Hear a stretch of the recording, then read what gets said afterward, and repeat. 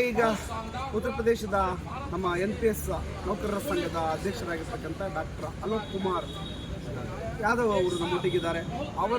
ಅವರ ರಾಜ್ಯದಲ್ಲಿ ಏನೆಲ್ಲ ಬೆಳವಣಿಗೆಗಳಿಗೆ ಕಾರಣರಾಗಿದ್ದಾರೆ ಮತ್ತು ಯಾವ ರೀತಿ ರಾಜ್ಯವನ್ನು NPS ಇಂದ OPS ಕಡೆಗೆ ತಗೊಂಡೋಗ್ಲಿಕ್ಕೆ ಯಾವ ರೀತಿ ಸಿದ್ಧತೆಗಳನ್ನು ಮಾಡ್ಕೊಂಡಿದ್ದಾರೆ ಅನ್ನೋದ್ರ ಬಗ್ಗೆ ಒಂದೆರಡು ಮಾಹಿತಿಗಳನ್ನು ನೀಡಬೇಕು ಅಂತೇಳಿ I request you to sir please what's happening in your state, please explain us and how to go to restore the OPS in your state, please. बहुत बहुत धन्यवाद आपको, आपके चैनल के माध्यम से आज मैं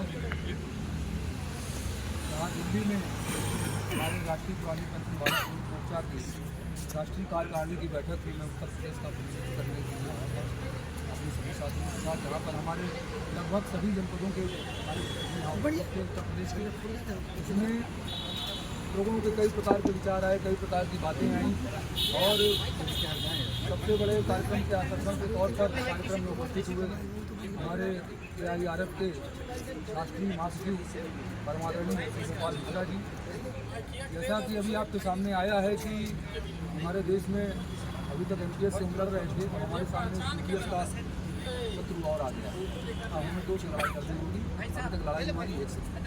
तो साथियों, मेरा कहना ये है सरकार से, आपके चैनल के माध्यम से मैं अपील करना चाहता हूँ, जिस प्रकार से सरकार हमें विकल्प दे रही है NPS और UPS का विकल्प चुनने का, हम उससे अनुरोध करते हैं, उससे अपील करते हैं कि हमको इसमें एक विकल्प और दिया जाए, एक विकल्प बढ़ाया जाए, OPS का विकल्प भी दिया जाए। उसके बाद जिसको जो चुनना होगा वो चुन लेगा। कर्मचारी के नज़रिए से जो उसके फायदेमंद होगा उसका चुनाव कर्मचारी स्वयं करेगा। क्योंकि मैं एक उदाहरण देना चाहता हूँ कि हमारे जो भी जनप्रतिनिधि हैं देश के अंदर, वो किसी भी पार्टी के हों, उनको हम चुन करके भेजते हैं और वहाँ जाकर वो OPS पाते हैं। सरकार हमारा चयन करती है विभिन्न प्रतियोगी परीक्षाओं के माध्यम से, और हमको जब चुनती है तो हमको NPS और UPS के झांसे में फंसा देती है। यही बात मैं चाहता हूँ, सरकार से अपील करता हूँ कि या तो 2 के बजाय हमें 3 विकल्प दिए जाएँ, या फिर जिस प्रकार से हमारे चुनाव पर आपको OPS मिलती है तो आपके चुनाव पर हमें भी OPS दी जाए। और दूसरी तरफ हमारे यहाँ की सरकार, हमारे हिंदुस्तान की सरकार जिस तरह से कहती है कि हम UCC लाएंगे, UCC यानी यूनिफॉर्म सिविल कोड, यानी एक देश एक कानून एक व्यवस्था, एक देश एक कानून।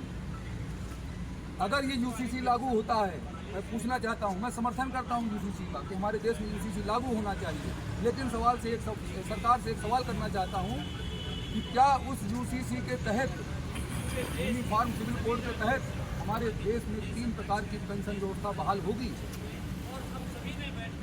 अगर होती है तो कैसा UCC? अगर एक देश में 3 प्रकार की पेंशन लागू हो जाएगी तो UCC किस बात का रहेगा? यूनिफॉर्म सिविल कोड किस प्रकार का रहेगा? समान नागरिक संहिता किस प्रकार की रहेगी? कैसे माना जाएगा?